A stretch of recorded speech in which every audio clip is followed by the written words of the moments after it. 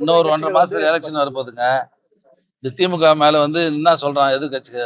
இந்த திட்டங்கள்லாம் என்ன சொல்றாங்க? சட்ட ஒழுங்கு சரியில்ல, அவங்க ஆட்சியில் சரியா இருந்ததா?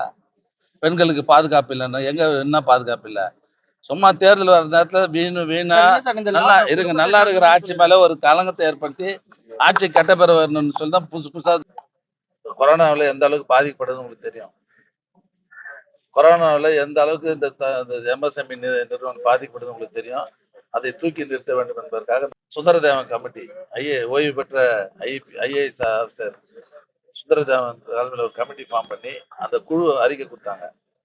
இந்த எம்எஸ்எம்இ நிறுவனங்கள்லாம் மீண்டும் பெரிய வளர்ச்சி பெறன்னு சொன்னா இந்தந்த திட்டங்களை எல்லாம் நீங்க செயல்படுத்தினாதான் இருக்கிறது. இதுல கிட்டத்தட்ட 210க்கும் மேற்பட்ட தொழில் நிறுவனங்கள் இந்த வேலைவாய்ப்பு முகாமில் கலந்து கொண்டிருக்கிறார்கள். இதுல கிட்டத்தட்ட ஒரு 4000த்துக்கும் மேற்பட்ட படித்த இளைஞர்கள்லாம் வேலைவாய்ப்பை தேடி இந்த முகாமில் கலந்து கொள்ள இருக்கிறார்கள். குறைஞ்சது ஒரு 750 பேருக்கு மேல இன்றைக்கு மாலைக்குள் அவர்களுக்கு பணி ஆணை அந்தந்த நிறுவனங்களில தகுதி உள்ளவர்களுக்கு அந்தந்த நிறுவனங்களில் ஒரு 750க்கும் மேற்பட்ட இளைஞர்களுக்கு அந்த பணி ஆணை வழங்க இருக்கிறோம் என்பதை நான் தெரிவித்துள்ளேன். சார், தமிழகத்துல மொத்தம் இது வரைக்கும் இந்த மாதிரியான முகாம் எவ்வளவு நடந்திருக்கு? எவ்வளவு பேர் வேலை வாய்ப்பு?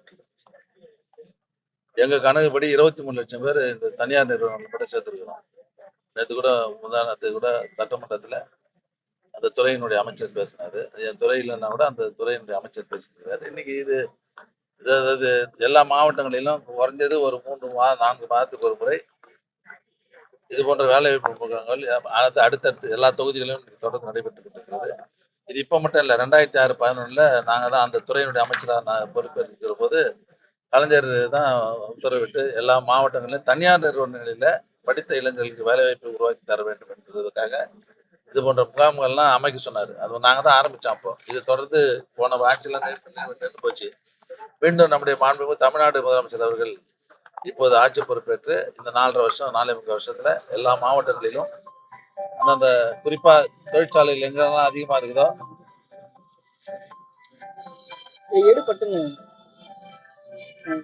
தொழிற்சாலைகள்லாம் எங்கெங்கெல்லாம் அதிகமா இருக்குதோ அங்கெல்லாம் வந்து முகாம்கள் நடத்தி பாத்தீங்கன்னா இங்க வந்து ஒரு 7000-8000 பேர் இன்னைக்கு வராங்கன்னா இந்த மாவட்டத்தில் மட்டும் வரல, சுற்றி இருக்கிறவங்க திருவள்ளூர் மாவட்டம், காஞ்சிபுரம் மாவட்டம், செங்கல்பட்டு மாவட்டம் இப்படி சுற்றி யார் யாரெல்லாம் அந்த விவரங்கள் அதாவது செய்திகள் தெரிகிறதோ அந்த படித்த இளைஞர்கள் யார் யாரெல்லாம் வேலை வாய்ப்பு இல்லாமல் இருக்கிறோம் அவங்களாம் இந்த நிகழ்ச்சியில் கலந்துக்கிறாங்க. நிச்சயமா ஒரு 750க்கும் மேற்பட்டவர்களுக்கு இன்னைக்கு பணி ஆணை வழங்கியிருக்கிறோம். கடந்த 5 ஆண்டுகள்ல சிறு குறு தொழில் நிறுவனங்கள் எந்த சதவீதத்துல உயர்ந்திருக்கு சார்?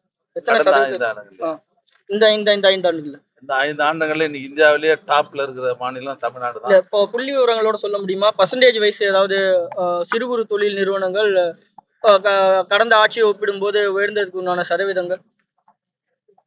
இன்னைக்கு கிட்டத்தட்ட நம்ம தமிழ்நாட்டுல 40 லட்சம் அந்த எம்எஸ்எம்இ சிறு குறு நடுத்தர தொழில் இருந்திருக்கோம். கொரோனாவில் எந்த அளவுக்கு பாதிக்கப்படுதுன்னு உங்களுக்கு தெரியும். கொரோனாவில் எந்த அளவுக்கு இந்த எம்எஸ்எம்இ நிறுவனம் பாதிக்கப்படுது உங்களுக்கு தெரியும்.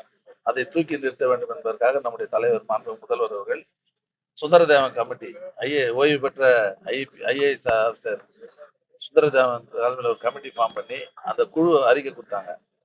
இந்த எம்எஸ்எம்இ நிறுவனங்கள்லாம் மீண்டும் பெரிய வளர்ச்சி பெறன்னு சொன்னா இந்தந்த திட்டங்களை எல்லாம் நீங்க செயல்படுத்தினாதான் இந்த நிறுவனங்களை தூக்கி நிறுத்த முடியும்னு சொல்லி அறிக்கை கொடுத்ததுக்கு அப்புறம் அதுல கொடுத்த அறிக்கைகளை எல்லா திட்டங்கத்திலும் இன்னைக்கு நிறைவேற்றி இன்னைக்கு எம்எஸ்எம்இ பொறுத்தவரையும் இன்னைக்கு தமிழ்நாட்டு அதாவது இந்தியாவிலேயே இன்னைக்கு 2வது இடத்துல இன்னைக்கு நம்ம இருக்கிறோம்னு சொன்னா அது நம்முடைய முதல்வர் அவர்கள் எடுத்த முன்னணி அதாவது நடவடிக்கையின் காரணமாக தான் சிங்கிள் விண்டோ போர்ட்டல் எடுத்து வந்துருக்கிறோம்.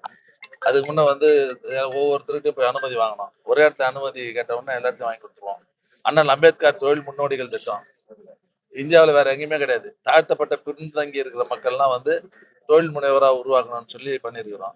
அதுக்கு முன்னே தொழில் மனைகள் சிட்கோ தொழில் மனைகள்லாம் வந்து ரேட்டு எல்லாம் அதிகமாகிட்டுது. கைட்லைன் வேல்யூ அதிகமான உடனே மனைகள் ரேட்லாம் அதிகமாகிடுச்சு. யாரும் வாங்கவே இல்லை. நம்ம தலைவர் முதல்வர் சொன்னதுக்கப்புறம் மனைகளுடைய விலையெல்லாம் குறைச்சி நீங்க எங்கெல்லாம் காலியா அந்த மனைகள் தான் விற்கப்பட்டு அங்கெல்லாம் நீ தொழில் நிறுவனம் வந்துருக்கு.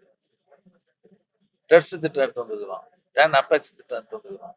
ஆக சுந்தரதேவன் கமிட்டியில சொன்ன திட்டங்கள்லாம் கொண்டு வந்து இன்னைக்கு எம்எஸ்எம்இ துறையை தூக்கி நிறுத்தி இருக்கிற பெருமை நம்முடைய முதல்வருக்கு என்பதை நான் தெரிவித்தேன். தமிழகத்துல லாக்அப் டெத் வந்து தொடர்ந்து பொருந்தாத கூட்டணி சொல்லி பல்வேறு கருத்து இருக்கு. உங்களோட கருத்து என்ன சொல்லுங்க?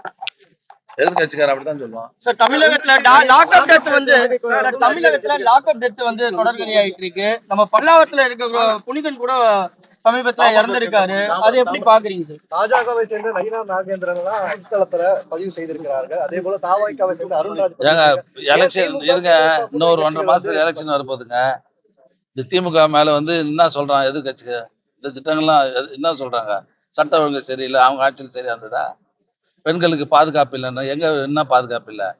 சும்மா தேர்தல் வர நேரத்துல வீணா நல்லா இருங்க, நல்லா இருக்கிற ஆட்சி மேல ஒரு களங்கத்தை ஏற்படுத்தி ஆட்சி கட்டப்பெற வரணும்னு சொல்லி தான் புதுசு புதுசா திட்டம். உடலில் காயங்கள் இருக்கு, நாங்க பார்த்தோம் அப்படின்ட்டு அவங்களுடைய உறவினர்கள் சொல்றாங்க. முற்றுகையிட்டு தப்பு நடந்தா யாராக இருந்தாலும் நடவடிக்கை எடுக்கிற முதல்வர் தான் நம்முடைய தலைவர். நல்லா ஆக்டிவா